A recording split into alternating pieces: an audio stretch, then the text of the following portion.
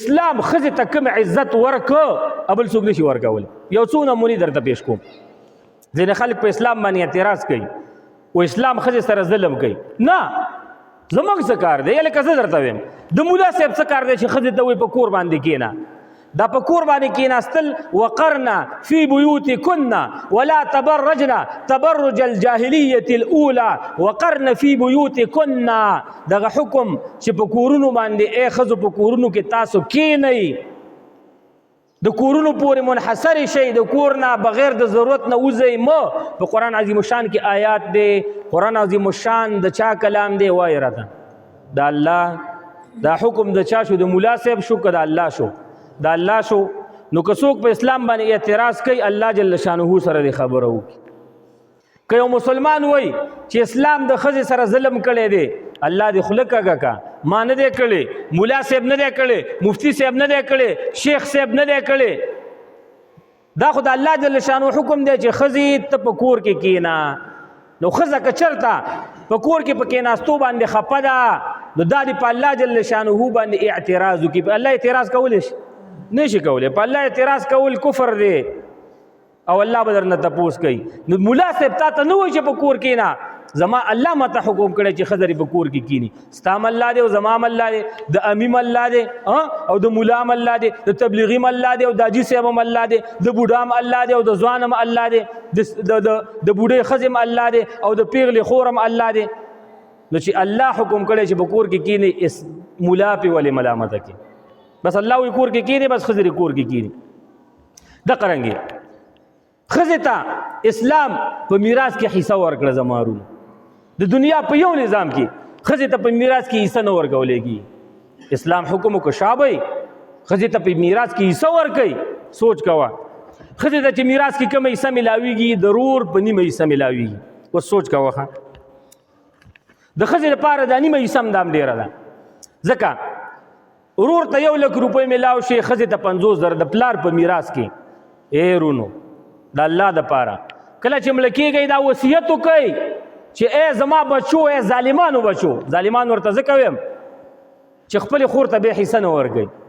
هغه خور چې ستا په کور کې پیدا شوې، ستا د پلار او د مور نه پیدا شوي، ستا په کور کې د ستا نه ډېر خدمت کړی دی، ستا په کور کې د ستا نه کمزورې روټۍ خوړلې ده، ستا د پلار په کور کې د ستا نه کمزورې پیزار په خپو کړی، د ستا د پلار په کور کې د ستا نه کمزورې کپړې اچولي، د ستا د پلار په کور کې ټیټې سترګې ژوند کړی. هلکه کړی دی که نه؟ خور او ورور سره پښتانه حسابوي نه حسابوي که نه؟ او ښه پلار مړ شو، دغه حق د الله جل شانه ورکړی. ای ظالم وروره ته څنګه خور ته حق نه ورکړې؟ ستا دا ټول مال په دې وجه باندې حرام دی. پلارانو ته ویم وصیت په ژوند باندې وکئ چې زه ګورې وفات شوم، زما لوڼو ته به زما په میراث کې پوره حصه ورکوئ. د ښځو به څومره عزت دې سره پیدا شي. نن زما ستا ښځې بې عزته دي. ولې؟ رونه ورته میراث نه ورکوي.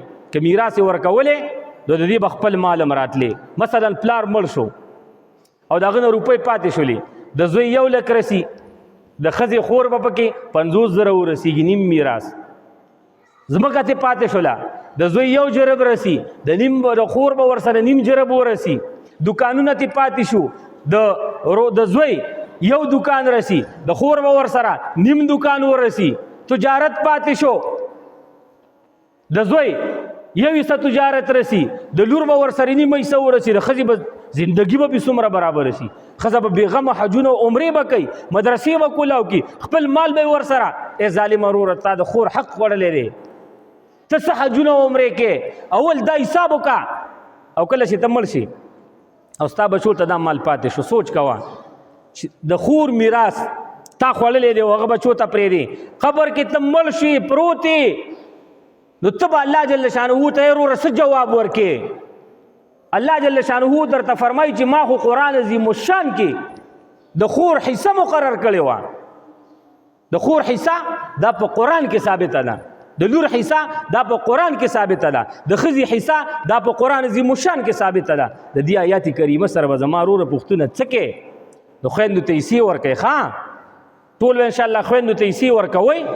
د خور حصه د پلار په مال کې دا فرض د فرض ورته ووایي خورې ته حصه اخلي، هغه ترور خو هم دې نه ده اخیستې، انیا خو چې دا غم د خپل کورنۍ نه دا غستی امانیم چې دا غم نه دا غستی ستا مور خو درونو نه حصہ نه دا غستی د پلار په مال کې ته حصہ اخلي نو خور چې ستا سترګو ته وګوري ستا د ظالم هغه به څه ووایي چې ما ته حصہ راکړه او دا حصہ خو ستا نه ده دا خو ستا د پلار نه دی د پاتې شوې ده څنګه چې ستا حصہ ده دغه رنګې د خور حصه هم ده څنګه چې تا ته الله پاک د حصې حکم کړی دغه رنګې دغې زنانه ستا د خور ته د حصې حکم کړی ظالمه ولې نه ورکړي اول ته حصه هغې ته حواله که دیني مسله دا ده حصه یې هغې ته حواله کړله هغه د خپل حصې خاونده شوه که بیا په خپل طیبي نفس باندې په خوشحالۍ باندې د دین مسله دا ده ورور ته واپس ورکوله بلکل یې ورکولی شي او که نه یې ورکوله یا ته نرشه که نه داسې تقسیم وکړئ خویندې دې زه وایم راپاڅي ځانونه دې زړور کړي